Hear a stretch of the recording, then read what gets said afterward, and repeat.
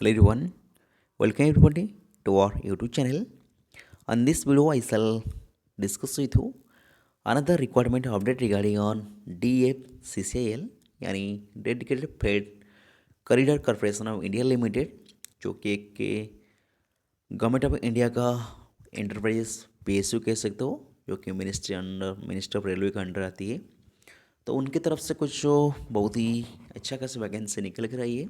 तो चलिए डिटेल जानकारी मैं आपको देता हूँ। फर्स्ट ऑफ ऑल आप स्क्रीन में देख सकते हो advertisement number 01/DR/2025।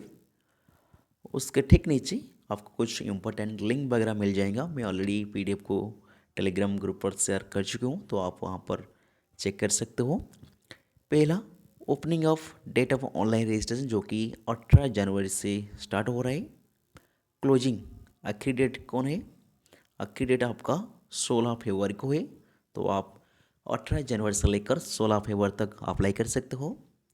Next, date of opening window for the correction, जो कि 23 फरवरी से लेकर 27 फरवरी तक आप एडिट कर सकते हो। उसके बाद टेंटेटिवली स्टेज 1 कंप्यूटर CBT, जो कि आपका अप्रैल 2025 में होने वाली है।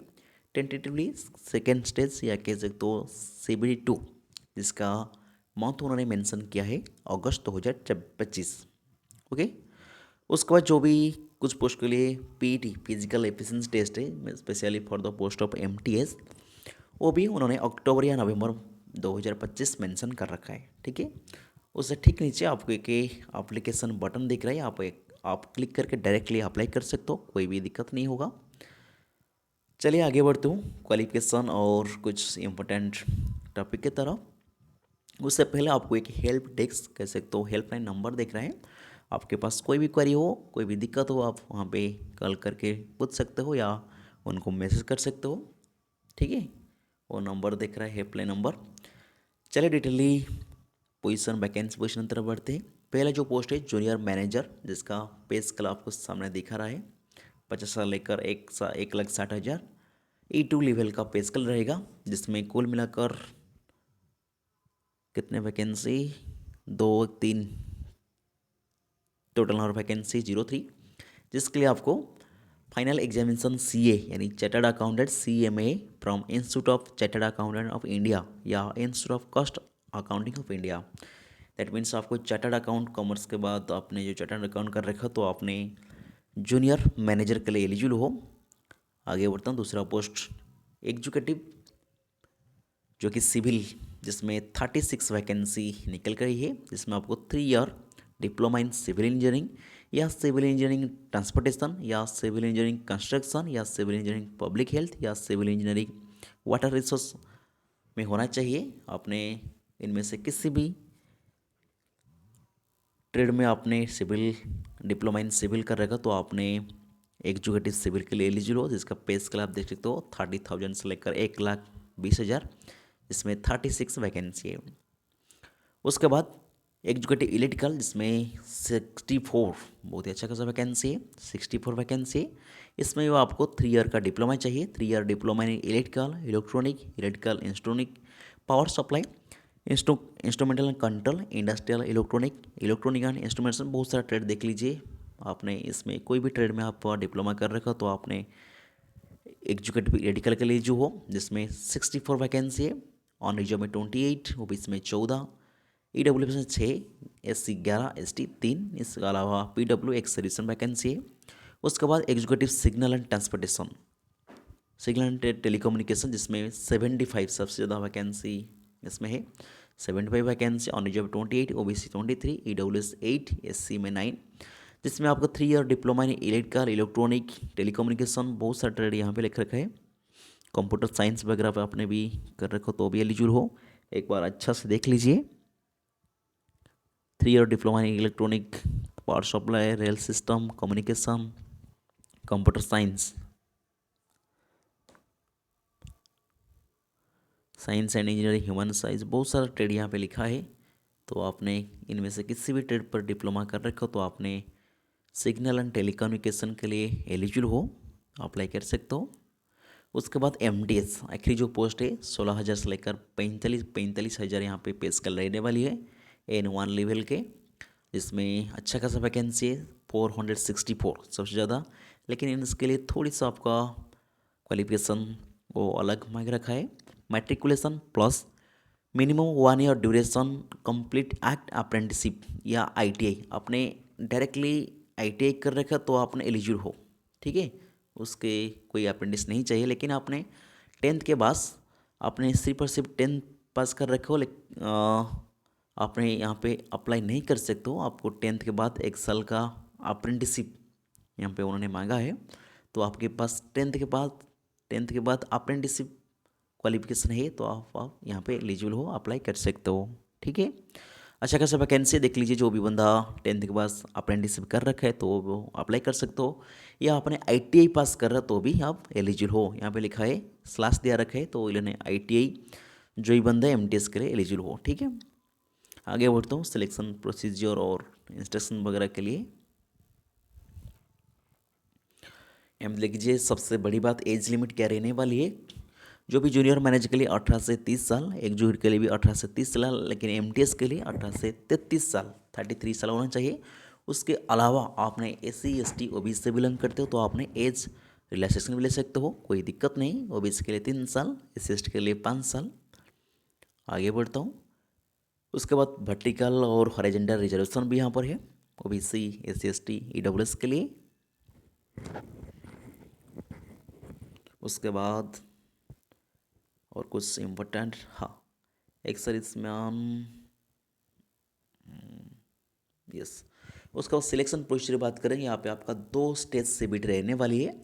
सारे के सारे पोस्ट के लिए यहाँ पे देख सकते हो। जूनियर मैनेजर के लिए executive civil, executive electrical, executive S&T के लिए आपका स्टेज 1 CBT और स्टेज 2 CBT दोनों होने वाली है। उसके बाद आपका DV और मेडिकल टेस्ट कराया जाएगा। लेकिन MTS के लिए आपकी 2 स्टेज के बाद एक PET भी होने वाली है, ठीक है। फिजिकल एफिशिएंसी टेस्ट, कुछ रनिंग वगैरह है, बहुत तो कम टाइम रनिंग है। उसके बाद DB और मेडिकल भी है।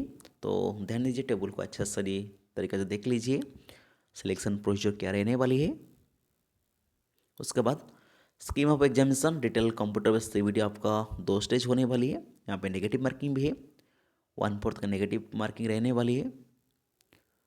और टू डिटेल यहाँ पर मेंशन किया है। स्टेज 1 के बाद स्टेज 2 के लिए कितने बंदे वो क्वालिफाई करेंगे, 20 टाइम्स रेस्पेक्टिव पोस्ट के हिसाब से उन्होंने क्वालिफाई करेंगे स्टेज 2 के लिए। उसके बाद 3 टाइम्स PET के लिए, और जितनी वैकेंसी है उतनी वैकेंसी DV और मेडिकल के लिए, ओके।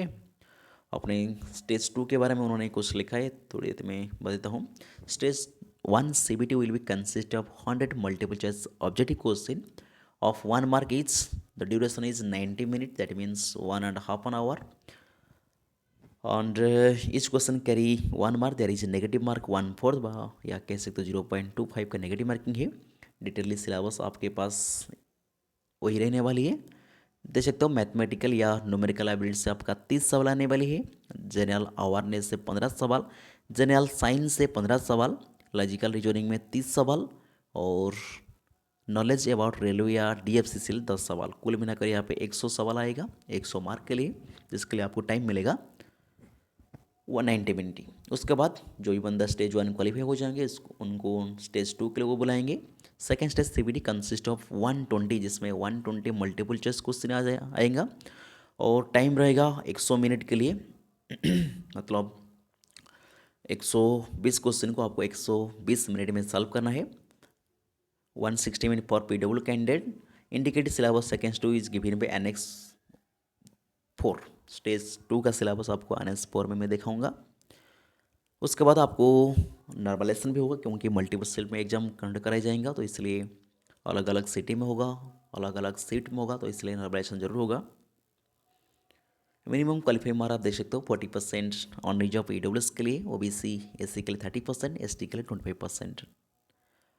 उसके अलावा बस PET के बारे में कुछ लिखा है, जो भी particularly the post of MTS multitasking post के लिए PET होगा। PET के लिए आपको male candidate should be able to fit carry 35 kg of weight for a distance of 100 metre in 2 minute in one chance without putting the weight down. जैसे railway का group D का physical होता है ऐसा ही, should be able to run distance of 1000 metre in 4 minute and 15 second. Ditto same to same आप कह सकते हो, जो भी रेलवे ग्रुप डी का जो भी फिजिकल होता है, फिजिकल टेस्ट लगभग वही है TFCC इस बार MTS के लिए वही उन्होंने मेंशन किया है। ठीक है, उसके बाद और कुछ इंस्ट्रक्शन वगैरह डॉक्यूमेंट वेरिफिकेशन उन्होंने लिखा है, आप चाहे तो वीडियो के पॉज कर पढ़ सकते हो, ऐसे आपके लिए अभी ज़रूरत नहीं। मैंने आपको बता दिया कौन सी पोस्ट के लिए कितने कौन कौन एलिजिबल हो या कितने वैकेंसी है। एग्जाम सेंटर आपका सॉरी मेडिकल टेस्ट पे कुछ लिखा है, उसके बाद एग्जाम सेंटर देख सकते हो हर स्टेट का, हर स्टेट में उसका एग्ज़ाम सेंटर है। आगरा, अहमदाबाद, अजमेर, अमृतसर, बेंगलुरु, भोपाल, भुवनेश्वर, बीकानेर, लगभग सारी कैसे सेंटर है ऑल इंडिया में। ठीक है, इससे कोई दिक्कत नहीं होगा। उसके बाद एग्जामिनेशन फ़ी की बात करें, थोड़ी यहाँ पे ज़्यादा फ़ी रहता है।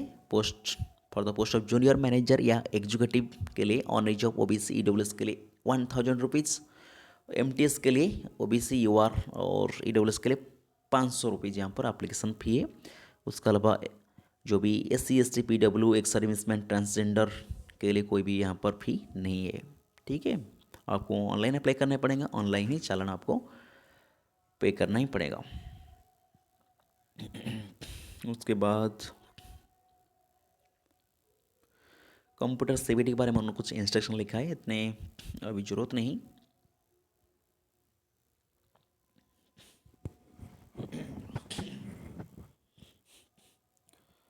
बस सीधे आपको अनेक्स 4 की तरफ ले जाता हूँ, जिसमें आपको CBT 2 का सिलेबस क्विकली में दिखा देता हूँ। पहले आप तो CBT 1 के लिए फोकस करिए, उसके बाद CBT 2 होगा, annex 3, annex 4, yes indicative syllabus for the various post, जिसमें आपका CBT 2 अलग अलग होगा। जूनियर मैनेजर फाइनेंस के लिए अलग होगा, जूनियर्स एग्जीक्यूटिव सिविल के लिए अलग होगा, एग्जीक्यूटिव इलेक्ट के लिए अलग होगा, सिग्नल एंड टेलीकम्युनिकेशन अलग अलग होगा, जिसमें पार्ट 1 पार्ट 2 दो पार्ट रहेगा। हर एक पोस्ट के लिए आपका दो पार्ट में CBT 2 होने वाली है। पार्ट 1 में आपका जनरल नॉलेज एप्टीट्यूड रीजनिंग का क्वेश्चन रहेगा, पार्ट 2 में आपका टेक्निकल क्वेश्चन रहेगा। ठीक है, और MTS में आपका सिर्फ और सिर्फ वही नॉन टेक क्वेश्चन रहने वाली है। ठीक है, डिटेल सिलेबस आप देख सकते हो स्क्रीन में। 120 क्वेश्चन फॉर CBT 2 या कह सकते हो सेकेंड स्टेज CBT का डिटेल सिलेबस। बस उतना ही था, लास्टली इतना ही कहूँगा। DFCCL यानी dedicated freight corridor corporation of India limited तरफ से एक अच्छा खासा वैकेंसी निकल कर आ चुकी हूँ, जो कि मिनिस्टर ऑफ रेलवे का PSU कहा जाता है उसको। काफ़ी अच्छा नौकरी होता है, सैलरी ठीक ठाक होता है, काफ़ी अच्छा प्लेस होता है वर्क करने के लिए। तो मैं कहूँगा जो भी बंदा एलिजिबल हो ज़रूर अप्लाई कर लीजिए और ये प्रिपरेशन स्टार्ट कर दीजिए। बहुत जल्दी उसका एग्जाम होने वाली है। जनरल साइंस हो, जनरल नॉलेज हो, अरिथमेटिक, रीजनिंग, हर कोई आप यूट्यूब से पढ़ सकते हो। सारे के सारे कंटेंट आपको ऑनलाइन मिल जाएगा, तो जाइए आपकी प्रिपरेशन स्टार्ट कर दीजिए। So thank you for watching.